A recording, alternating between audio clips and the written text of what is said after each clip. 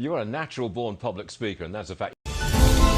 Do you actually feel guilty or were you just told to feel guilty? Focus on actually what we can do. Point it out and show it to me. You have the freedom to do what you want to and be what you want to in America.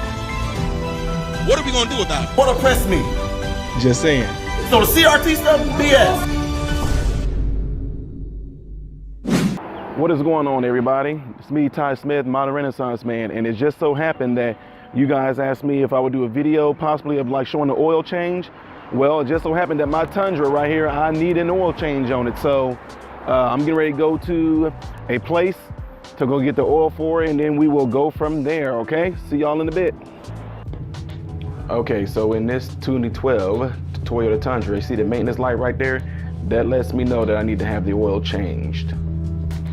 If you are going to be doing your own oil change, make sure you know your engine size and all, you know what I mean? And then look up to see how many quarts yours will take.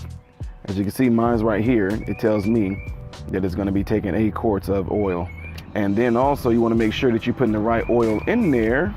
Make sure you know what oil your vehicle takes. Don't just go and buy any motor oil. I know some people are going to sit here and say things like, oh, well, duh, that's stupid. But no, some people just, you never know. I mean, I've had people that just went and bought motor oil and didn't know what the specs of oil that they needed for their particular vehicle. So as you can see right here for my Tundra, it's OW20, and it lets you know that it's the best choice for this one. And but if not, if OW20 is not available, then I'm to use 5W20. But then after I use that, it has to be replaced back with OW20, okay? All right. All right, so back in this owner manuals, I've had this for a while. I know exactly where my tab is gonna be. So usually if I go in here to my second tab right there, it has in here how to reset. But I'll probably talk to you guys and let you know how to reset the maintenance in there. Once you do the oil change, you are to reset this, okay? So I'll show you guys pretty much how to do that one, but the steps to doing it are right there, okay?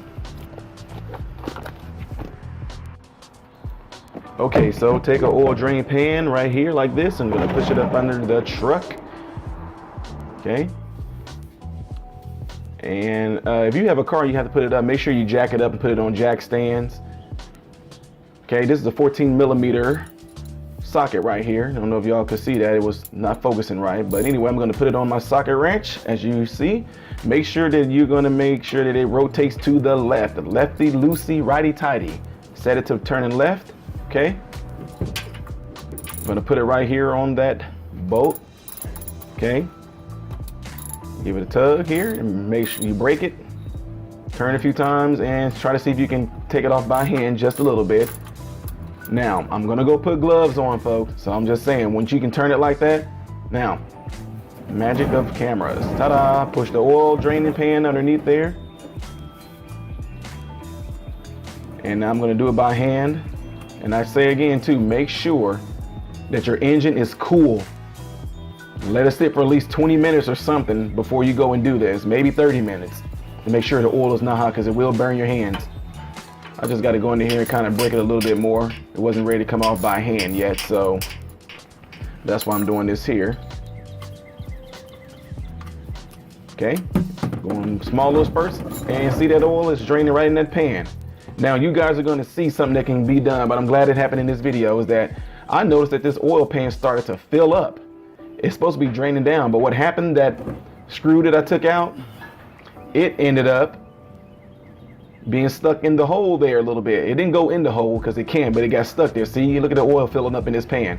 So I realized that the screw was in the hole, so I have to go in there and take the screw out really quick so that oil can drain down in this oil drain pan. See, look at that, splashing all underneath my car. Simple mistake, so make sure you check for that too. Okay, so I'm gonna just continue to let that drain out a little bit here. And while it is draining, there is something else that you need to do while it's doing this portion right here as well, okay? And that is, go up here and remove this cap right here for where you go to refill the oil back in. Open it up like that, lets that air kind of get in there, and it actually pushes a little bit more oil out of there. So sometimes it's not fully drained out. So as you can see, it's still a nice little stream there, which I'm gonna let stay like that until it gets to the point to where it's dripping out. I want drips. I don't want no oil streams at all. I don't want no stream. I want small little drips. And you can get the oil up with kitty litter. Just put kitty litter on the ground and go over with your feet like you're trying to rub it in. That gets the oil up. Okay, now, while that is draining, I was told by someone that taught me how to do this. He said to at least let it drain for 10 or a little longer, because he said, you know, you want to make sure that all the oil gets out of there.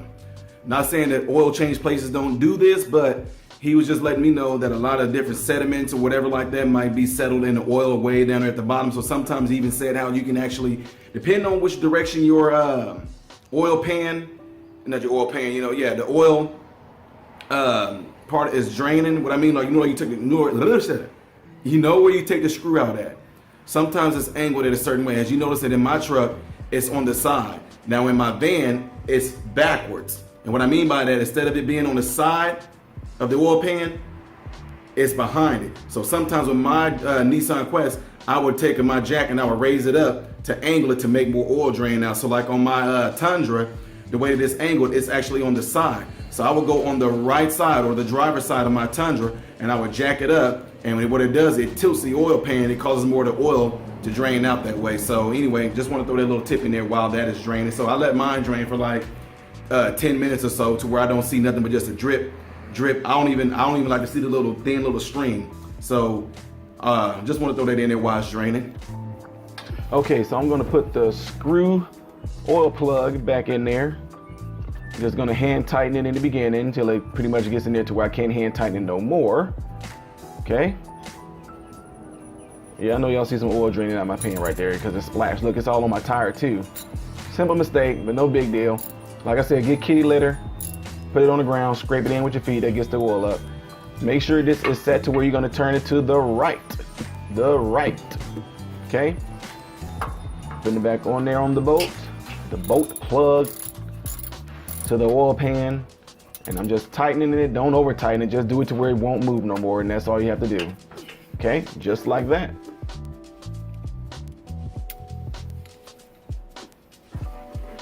All right, let me get the oil draining pan on out the way and move on to the next step.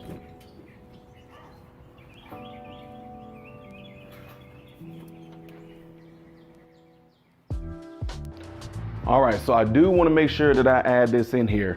On my Tundra, I did not change my filter because usually when I get filters on there, I get the high mileage filter. So you can get filters on there that can go like to 10,000, up to 10,000 miles, 15,000 miles, etc. So the one I have on there is a filter that goes up to 15,000 miles. So my Tundra needs to get an oil change every 6,000 miles or so. So that's why I'm leaving the filter on there. So maybe next time if I do a video changing the filter, I will show that. But in this particular case, I'm talking about the oil filter, guys. I'm not talking about the air filter. I'm talking about the oil filter. It goes up to 15,000 miles. So I'm gonna keep that one on there and I change it every 2 oil changes. That's just what I do. But you can do that if you want to. Again, this is just for like novices who's doing an oil change. And if you wanna know how to change the air, not the air filter, but if you wanna know how to change the oil filter to your vehicle, then just go on YouTube. It's pretty easy. Sometimes, you know, sometimes you can do it with your hand. Like on my Nissan Quest, I can actually just take the oil filter off with by hand. So that's pretty simple right there. But others, they may need to have the oil. Like on my Tundra, it actually has a nice little piece that goes actually to the oil filter that fits right on there and screws it off. But a lot of times with my Tundra, I can get it off by hand too, but that's just me. If in case there's some people out there that might be not as strong, you might want to get the little mechanism, the little device you use to change the oil filters with.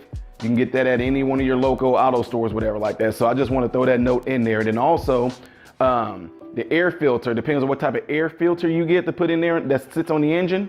That can be changed out every oil change, or if you get a high one, then you don't have to. So anyway, that's another little nugget I wanted to throw in there for you guys, just to let you know in case you had any. I know some people are gonna be like, hey, you didn't change the oil filter, so just wanted to let y'all know that. And also, yes, I'm using some box of gloves that are non-latex. I don't need no mechanic's glove. Leave me alone. Okay, so now I'm gonna refill the oil back up. Make sure you get a funnel to put in there. Don't have to be this long, but just something good enough to put in there. Okay.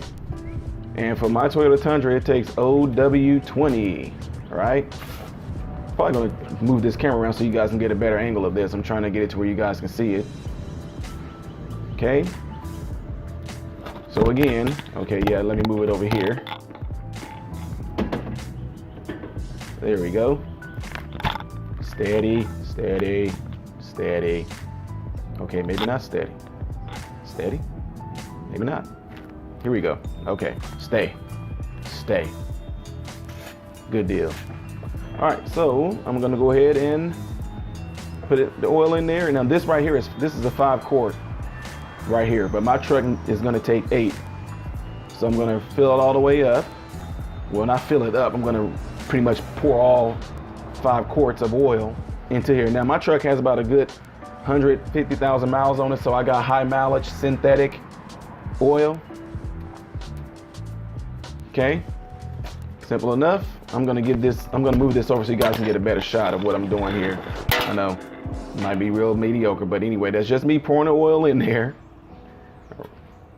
And again, this is 5 quarts I'm putting in there, but I'm gonna put 3 more in there later. OW20 high mileage, fully synthetic is what I'm using. Now you can use whatever specs you need for your particular vehicle. All the way to the last drop. I paid for it. I'm getting every last drop out of it. So, alrighty. Okay. I'm just gonna let that few little drips get back in there. Told you I'm using all the oil. I paid for it. I want every last drop. Here we go. Okay, get this on out the way. Okay. All right. Yeah, I know my battery needs to be clean. Baking soda and water will do it, but also Coca-Cola could too. Spring cleaning time is what this is gonna be.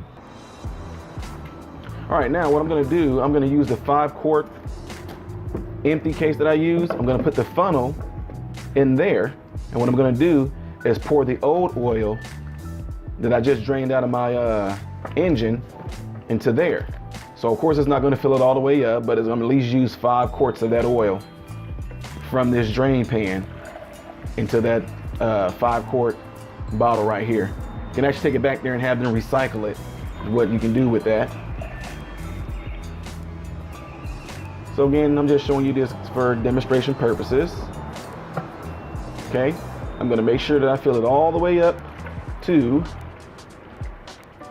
5 gallons, and you can tell because it has right there where the handle is, you can see the oil moving up there. Whoops, more kitty litter I'm gonna have to use.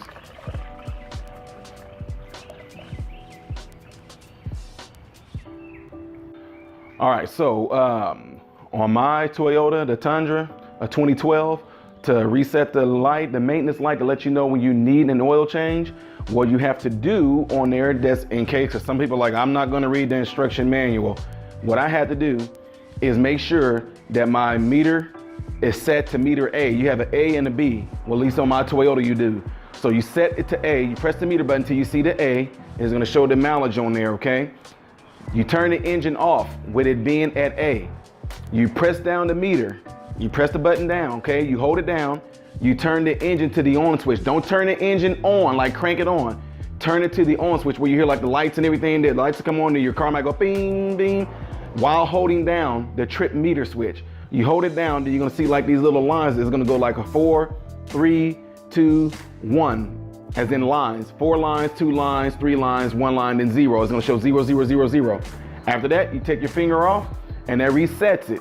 Until again, you hit around 6,000 miles, which in mine, on my Toyota Tundra, every 6,000 miles, the maintenance light will actually come on and let me know I need to change the oil. So anyway, besides that, guys, if you have any questions, and if there's any like patrons, subscribers, you guys that's out there, if y'all notice there's anything else that you want to add to it, like the dead wood, you always give good advice and all that good stuff like that, looking out for me. So if you know of anything else that I may have missed or anything else you might think that we should add to it, let me know. Now, I do know, like I told you, my oil filter and my air filter are high mileage filters, so I did not change those. But if you want to know how to change those for your particular vehicle, perhaps you might want to type that in on YouTube with your vehicle in there, and to show you how to change it. But pretty much, like I said, with the air filter and the engine, that's usually easy. It's just some clips on there that you can take off and change the air filter in and out. It doesn't take much to do that right there. So